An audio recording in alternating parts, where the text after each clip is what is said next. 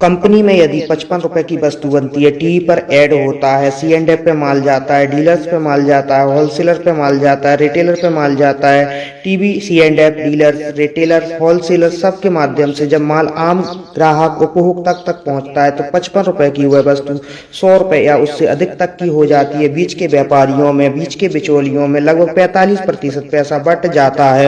एक दिन में यदि एक व्यक्ति 100 रुपए खर्च करता है तो उसका सीधा सीधा 45 रुपया उस व्यक्ति ने बीच के व्यापारियों को, बीच के बिचौलियों को, टीवी पर ऐड करने वाले C&F डीलर, होलसेलर, रिटेलर सभी लोगों को दे दिया। अपनी जेब का सीधा सीधा 100 रुपए में से 45 रुपए उसने उन बीच के व्यापारियों के लिए कमाया। यह कह सकते हैं यदि एक परिवार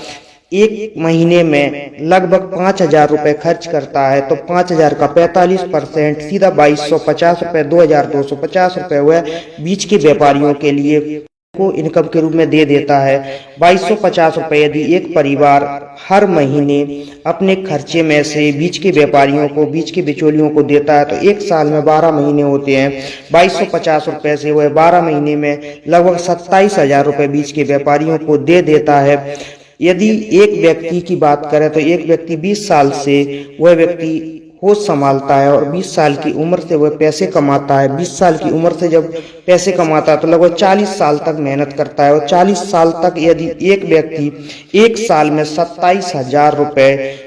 वार्षिक रूप से देता है तो वह 40 साल में 10,80,000 रुपए बीच के बिचौलियों को दे देता है। यह दोस्तों भारत के आम उपभोक्ता की स्थिति कि वो कमाई करता है अपने परिवार के लिए, वह कमाई करता है अपने घर परिवार की सुख समृद्धि के लिए, वह पैसा कमाता है अपने परिवार की संपन्नता के लिए, लेकिन उसको घर गृहस्थी का सामान तो लेना ही लेना होता है। तो टीवी के ऐड से होते हुए, C&F डीलर्स, होलसेलर, रिटेलर से होते हुए वह माल जब उस उपभोक्ता तक पहुंचता है तो 40 साल जो मेहनत करता है, लगभग 60 साल की उम्र में वह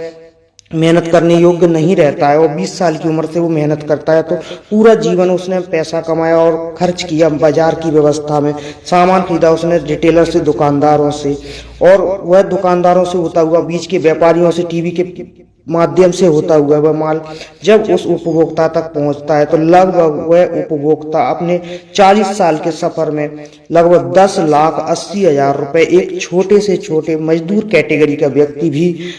पूरे जीवन में बीच के बिचौलियों को, बीच के व्यापारियों को 10,80,000 रुपए दे चुका होता है। तो दोस्तों तो यह है विडंबना हमारे भारत की।